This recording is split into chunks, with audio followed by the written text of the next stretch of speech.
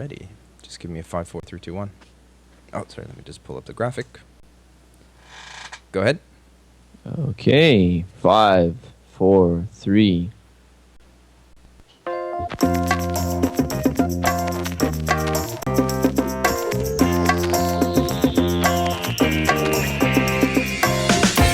Today is November 11th, 2013. Welcome, ladies and gentlemen, to the one and only Bad Communication Netcast.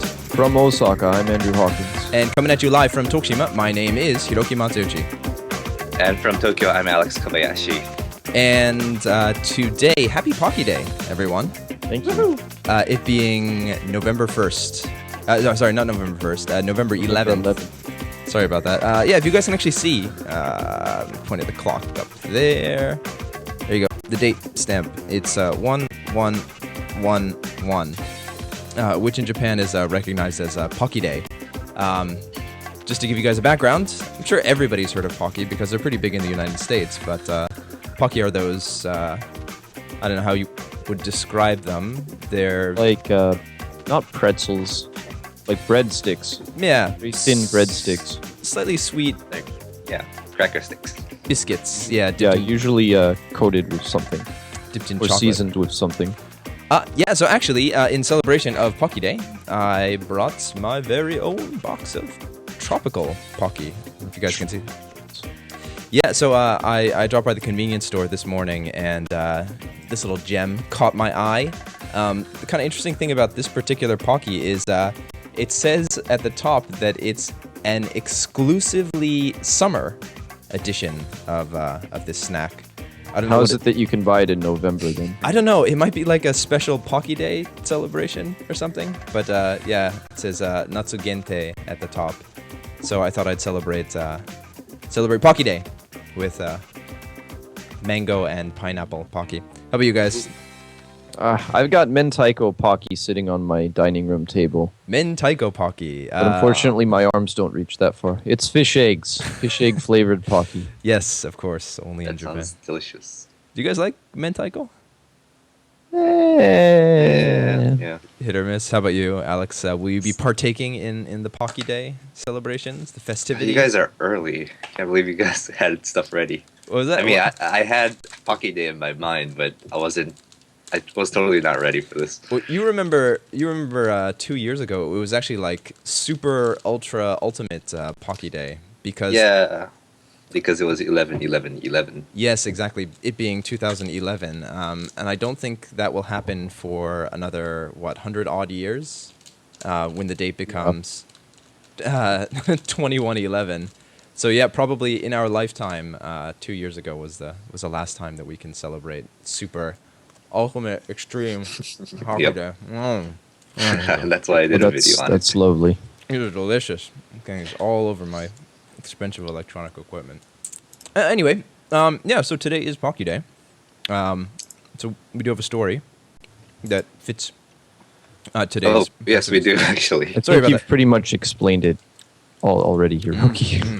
I was just skimming through this article, and it actually tells us how Pocky Day got started, which I found interesting. Oh, yeah, nice. So Pocky Day was actually stolen.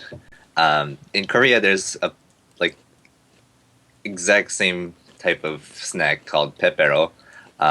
It looks identical. The box art looks identical as well. And so Korea loves their pepero, and on, I guess, November 11th in 1994, they started doing Pepero Day over there.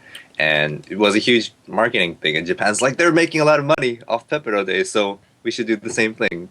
So they stole the idea, and they stole it back, I guess. Yeah, it's kind of like Korea stole the idea for Pocky from Guriko in Japan, and then Guriko stole it back from this Korean company. Have you guys ever seen... Pepero again? Rotte, yeah. Rotte, yeah. Have you guys ever seen Pepero before? No. Only because I went to Korea. Oh, that makes sense. And Korean markets. Yeah, I hear a lot of people say, or comment on all of those Pocky Day videos, saying that, oh my god, this is a complete ripoff of Pepero. But apparently it's quite the opposite. Yeah, so to celebrate, all you have to do is go down to your local store and get some Pocky and enjoy. There's all sorts of interesting flavors. What's the strangest Pocky flavor you guys have ever seen? Besides Mentaiko. This is probably pretty close to the top of the list. Salt flavor. Yeah, salt flavor's pretty good though. It was pretty good. Yeah. Salt flavored potato chips are one of the most common, though. No, but I mean the salt flavor Pocky, it's like sweet salt, right? Yeah. I mean, salty chocolate's not uncommon. Yeah. That stuff's delicious. The strangest. I don't consider there to be a strange Pocky flavor because it's just so varied. That's true. You know, a lot of sounds pretty strange. Now, Kit Kats, on the other hand, they go a little bit crazy with those in Japan.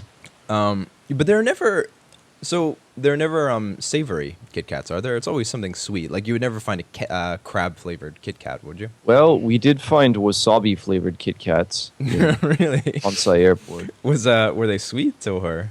It was still sweet, and it had a little bit of a wasabi tinge to it. I couldn't say that it was spicy. Huh, interesting. It was If you guys strange more than anything else, but if you guys prefer the savory versions of Pocky, I think Guriko also makes kind of like a Pocky type snack called Pretz, which is yeah, it's kind of like I guess the savory equivalent. I love Pretz. Especially the salad flavor one. That's right. The consomme soup one is pretty good as well. The tomato one is also pretty awesome. So anyway, happy Pocky Day, everyone. All right, shall we jump down to the next story du jour, which is from Rocket News 24, and is titled 10 Things Japan Gets Horribly Wrong. But before you get up in arms about our relentless Japan bashing, we're going to follow up the story with 10 things that Japan gets awesomely right. So, relentless. Yes, relentless Japan bashing. So, number 10, Japanese television. TVs technologically are amazing. Beautiful TVs. Actually, I saw my first 4K display in the electronics shop the other day. Came in at a cool $15,000, but hell, why not? Get yourself a 4K display. You know, some people are saying that that's not going to take off. I think it definitely will, just not very quickly. Well, I mean, nobody's going to be running. Those kinds of things are driven by production. Nobody's going to be running out and buying like a 32-inch 4K display, but yeah, but as producers start making 4K content and start pushing it out there, it'll catch on eventually. Well, I mean, that's the thing. Okay, so when I saw the 4K display, I had this flashback to the early days of high definition content or the lack thereof. It was exactly the same programming. It was like these kind of National Geographic-esque scenes of the African savannah or people climbing Everest, and that's pretty much all there is. I remember once I went to a hotel that had a high-definition television, and I think one of the 3 HD channels they offered at the time was called Sunrises from Around the World. Did you guys ever watch that? That's maybe. Yeah. That sounds familiar. That's all it was. It was a 24-hour continuous loop of sunrises from around the world. But it was gorgeous. It was shot in 1080p in high definition. They should have did videos of cats instead. Probably would have driven HD sales a lot more forcefully. Anyway. Getting back to the story at hand, it's not the TVs, it's the television programming that a lot of people complain about. So, to be fair, there's a lot of really good Japanese television programming, a lot of really great anime that's out there, even some really nice dramas, but a lot of the TV shows are quite formulaic, kind of slightly boring cooking shows. The variety shows, some people like them. They're really not my favorite, and it does take a bit of effort to get into them. Well, I think garbage TV is garbage TV no matter what country you're in. I was in the U.S. last week, and I don't know how many stupid reality shows I had to flip through. Fair enough. On the hotel tuner.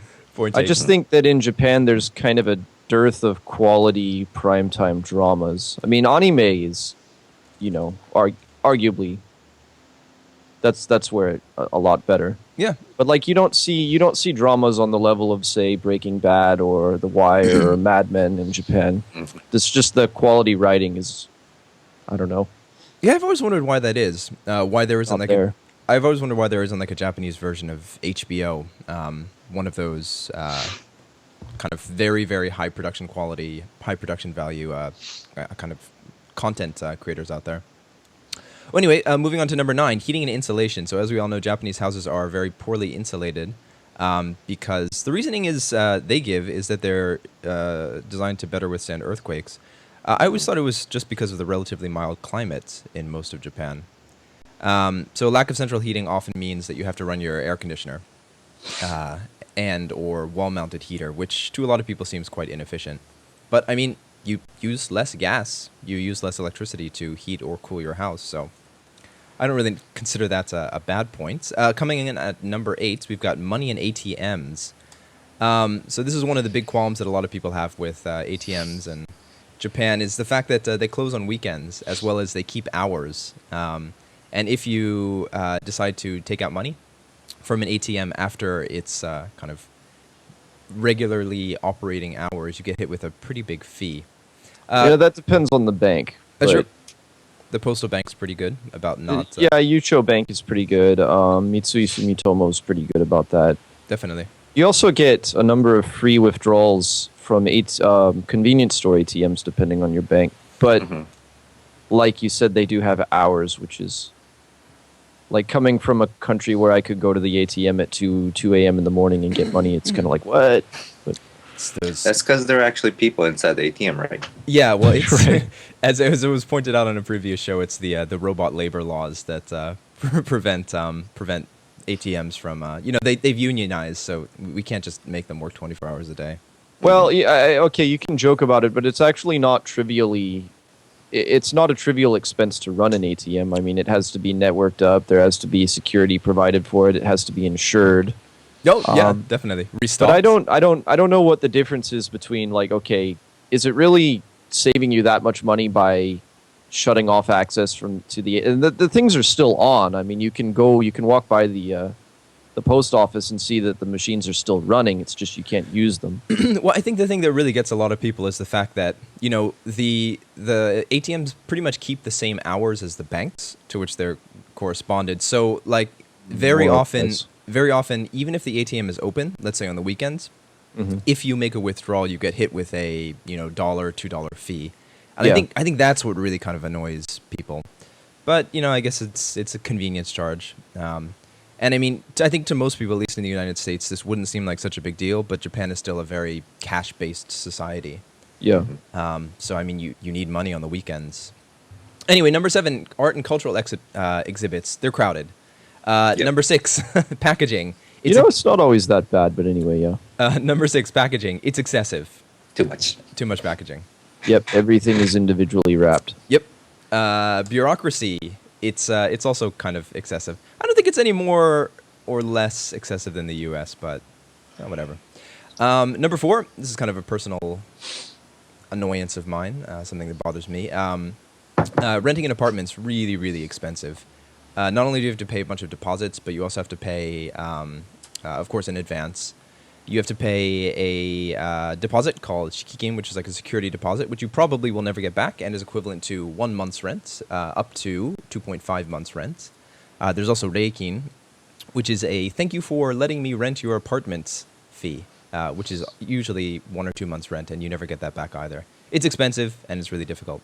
According to the list, number 3, cheese. It's difficult to come by, and most of it is heavily processed. It's either processed cheese or camembert, in my experience. Yeah, I wonder why. Camembert cheese. I don't know what it is about camembert cheese. It's delicious. There's a lot of dairy in Japan, though. I don't know why there's not more varied cheese making. It's changing. If you go to the bigger supermarket chains, you can find like regular cheddar, sharp cheddar, stuff like that. Yeah, often it's imported, though. I find that a lot of people I talk to, they don't like eating just cheese, though. See, I used to like just, water crackers and assorted cheeses, but it doesn't seem like people in Japan eat just cheese as often. Like they'll eat pizza and pasta and stuff like that. At least it's just it's anecdotal. Coming in at number 2, Christmas. This is Andrew's personal favorite. I think you call it what do you call it, white trash Christmas? Well, they made a good point in this article. They said, talking to a Japanese person, they'd said it's the equivalent to Westerners as if instead of osechi ryori, the traditional Japanese New Year's food that's quite fancy, it's as if everybody got Big Macs instead of that for New Year's. To which the Japanese person agreed, yeah, that is kind of depressing sounding. Yeah, so Christmas dinner very often is chicken, and where better to get your chicken than from Mr. Sanders himself. So Kentucky Fried Chicken is a pretty popular Christmas Eve, Christmas dinner. I've done it once before. It wasn't such a great experience. And the biggest qualm that people have with Japan, according to this article, is movie releases, and they tend to be very delayed. I mean, they list a bunch of titles: Django Unchained, December 25th, 2012 in the U.S., March 1st in Japan, Man of Steel, June 10th in the U.S., August 30th, which is crazy in Japan. I don't know if it had to do with Sony Pictures being the studio, but The Amazing Spider-Man was out early in Japan. Yeah, it's kind of hit or miss. Sometimes they're kind of like worldwide releases. I think Transformers was a worldwide release. Not that was an amazing movie, but... I don't know. International licensing is the bane of my existence, though. Yeah, I mean, I think that the reason why it happens is these pictures or these movies are distributed by Japanese companies typically, and I think they're trying to coordinate like a yearly schedule, such that they don't have major blockbusters, Hollywood blockbusters interfering with Japanese titles. Anyway, we got to take a quick break, guys. But we do have the other half of the list when we come back from the break, which are I think the top 10 things that Japan gets awesome. Right. Awesome. All right, guys. So we've got lots of great stories on the other side. So stick around. See you in a bit. Bye.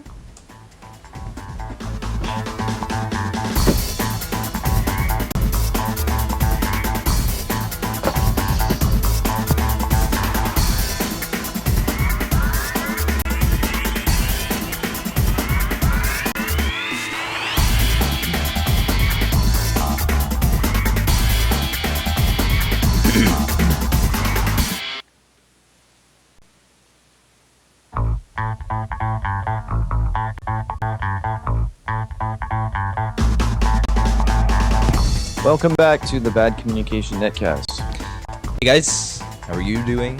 It's a very short break these days.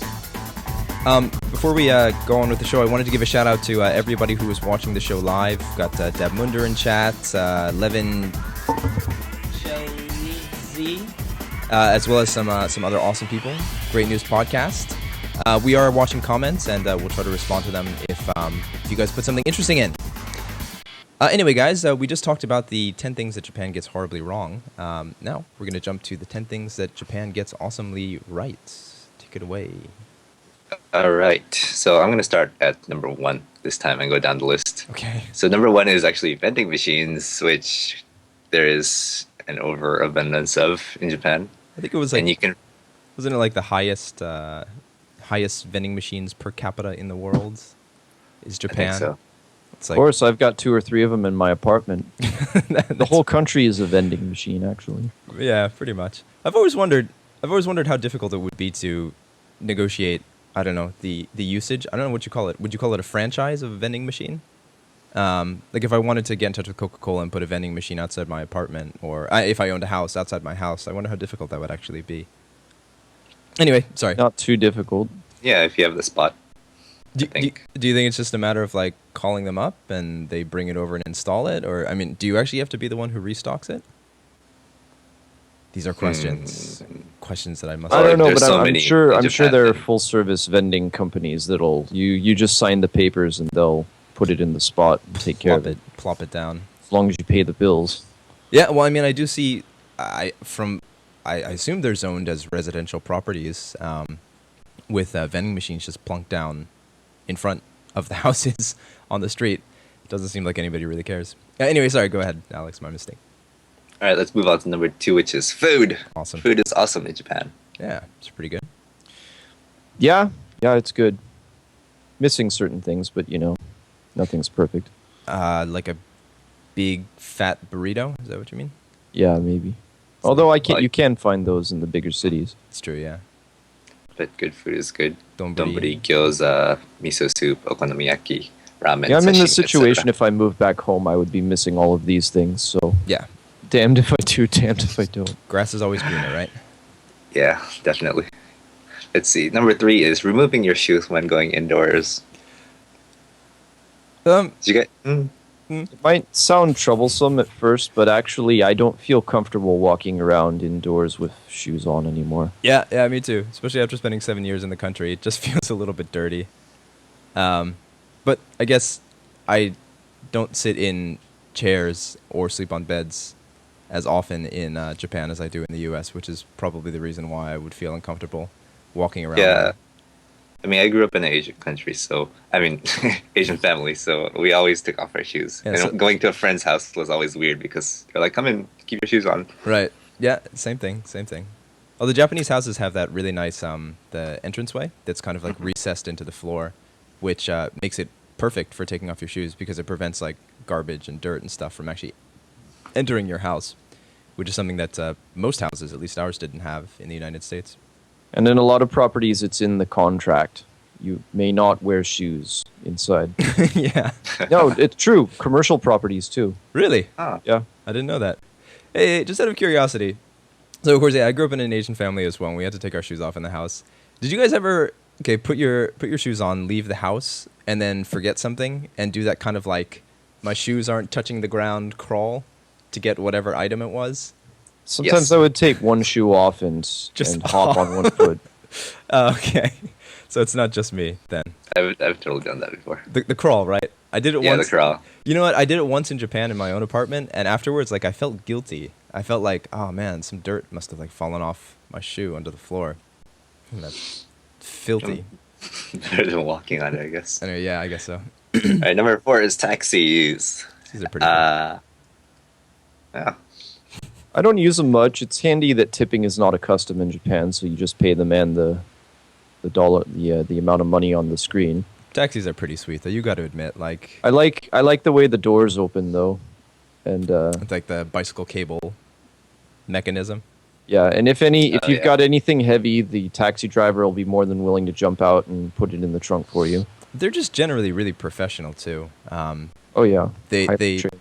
they wear ties. Very often they wear white gloves, hats. Usually, they take a lot of pride. And like when they're not, when they're not driving fares around or sleeping or eating in their car, usually they're outside, polishing it, maintaining it. I think taxi drivers really take a lot of pride in what they do. Okay, next is convenience stores. Yep. Underline Yeah. convenience. Enough said. Except that they don't have big gulps or slurpees. That's true. But You we can know, get around man- that oh. because they have everything else. Yeah. Yeah, it's Grass is always greener on the other side. it's difficult to find 64 ounces of Coke in one paper cup. Let's see, number 6 is recycling and waste management. Yeah, I guess. It varies from city to city. It's a pain, but I guess it's better in the long run. Usually, you have to Yeah. separate your garbage to at least 5 different categories. There's Japan itself is doing it right. there's Well, you doesn't know, mean like, everyone's okay, doing it right. right, I live in Nishinomiya, right? And our garbage department will take dirty plastic as burnable garbage. But just a couple cities over in Kobe, they won't take dirty plastic. You have to wash every plastic piece of garbage you have Yep. and throw it away as plastic. yeah, it's the same thing. Like every time you buy a tray, not only plastic but styrofoam as well, you have to wash it. Otherwise, they either won't take it or they'll get angry at you. Well, it depends on the city. I mean, some cities have incinerators that can handle that, others don't. Right. So There's actually a small town in Tokushima that I think has the not world record, but the nation record for most garbage categories. It's Really?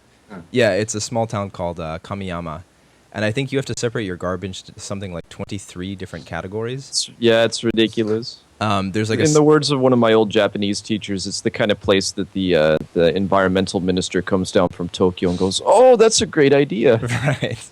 Well, I mean, the crazy thing about this is like at the recycling center, there's actually typically a staffed, old man or an old woman that just sits on a chair, and his or her job is pretty much to watch you separate your garbage and run over and yell at you if you accidentally put a plastic bottle cap in the wrong section. Oh no. Oh noes, yeah. All right, number 7 is punctuality. Yep. Yep. Everything's on time most of For the the time. most part. unless- Yep. People love to whine about JR West, but it gets me to work most days. Yeah. Without, Oh yeah, definitely. definitely better than the U.S. It's the complete opposite. You expect things to be late in the U.S. Yeah. So here, Well, yeah, everything's definitely punctual. on the West Coast at least. You expect things to be exactly on time. I love the Yeah. picture for the next one. I thought that was pretty hysterical. The greatest customer service. It's pretty good for the most part. So ATMs aren't like this? No. Yeah, Ah. I guess that would kind of enforce there's actually a dude inside the ATM theory. Have you ever seen this? I've seen it once. Yeah, it kind of Yes. freaked me out. Suddenly a little door opens next to the ticket machine. And the guy's arm reaches out. Yeah, it's true. I mean, there's not actually a person like living behind the machine, but it's all connected to the office space, and yeah, there are little windows that the staff can just pop out of. It's pretty cool. Yeah. If you ever want to see this, there's the I need help from actual person button, I think. And this is what happened. Yeah, it's not somebody that comes around the counter. It's somebody that actually pops out of the machine. This is in Yokohama too. It's pretty cool. Let's see. Number 9 is toilets. Yep, toilet's pretty sweet. Yep. Nothing like awesome toilets in Japan. Yeah, but not many people have washlets in my experience. We have a really simple one in our It's kind of apartment. half and half. Yeah, I mean they're expensive, so it's kind of like it's a luxury. Did you guys ever? Do you guys like the bidet feature of toilets? That's something that I still haven't quite gotten used to. It can be So many- useful, but I find it tends to make you use more toilet paper. Yeah, that's true. How Anyway, about that running water sound?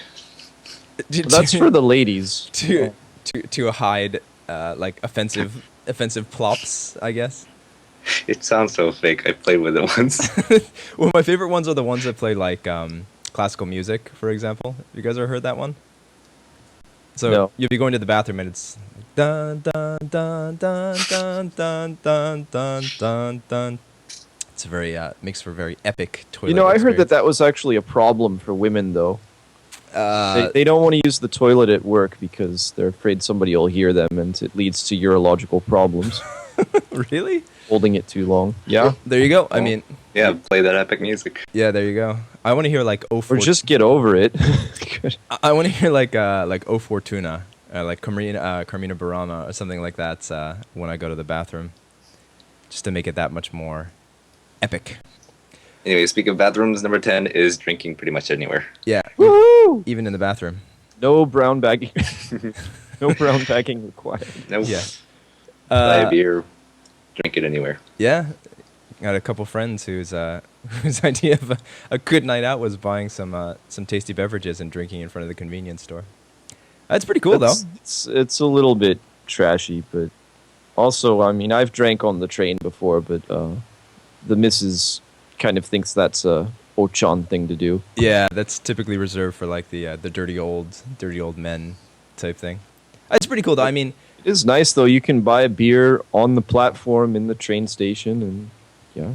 I mean, that being said, like there are definitely some legitimate, times during the year where you do want to drink outside. Like if you want to go to a festival, for example, or if you're enjoying the cherry blossoms or seeing the fall foliage. You don't have to worry Beach. about beach. Yeah, exactly. You don't have to worry about the police catching you and dumping out all of your tasty beverages all over the ground. It's not without problems, though.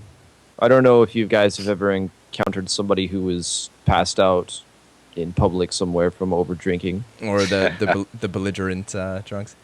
See, Not so many of those. So I've seen some belligerent people like around the cherry blossom viewing season, but I give complete props to the Japanese police. They don't really crack down, especially during festivals. I find that they're pretty lax. I've seen a guy like not yelling but being pretty aggressive towards a group of police officers, and the entire time the police officer was like, "Calm down, please settle down. Okay, that's enough. Okay, please settle down." And if the person gets really out of hand, they actually have this bus, like a caged bus, where they will put, not really offenders, but instead of arresting somebody for disorderly conduct, they'll just pretty much put them on the timeout bus for 15 minutes until they cool off.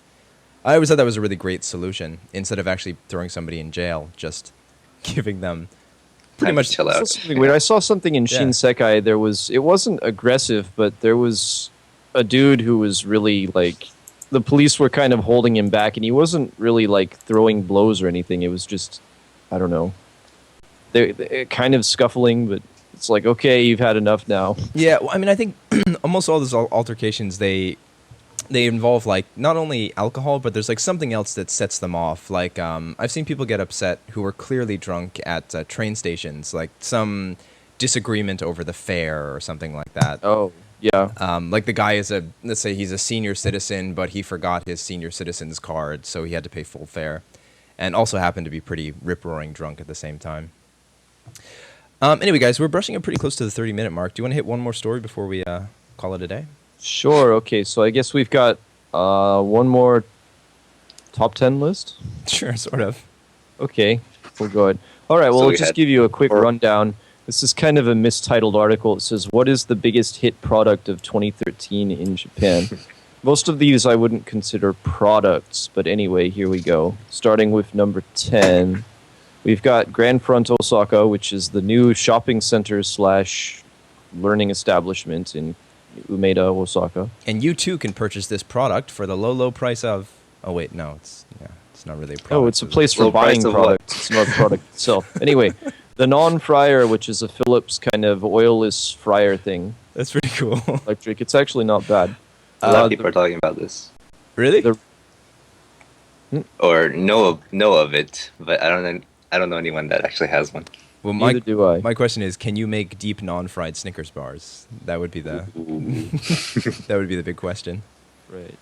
Anyway, the next one is a small vacuum cleaner called the Ray Cop, which is useful for cleaning bed comforters and mattresses. Sure. Ama-chan, which is a up-and-coming NHK drama. I've heard of this. I have not watched it yet, though. Tablets such as the Nexus 7 and the iPad Mini. Ooh. Mm. And the newly released iPad Air, Right. which I'll be running out to buy after the show. No, not really.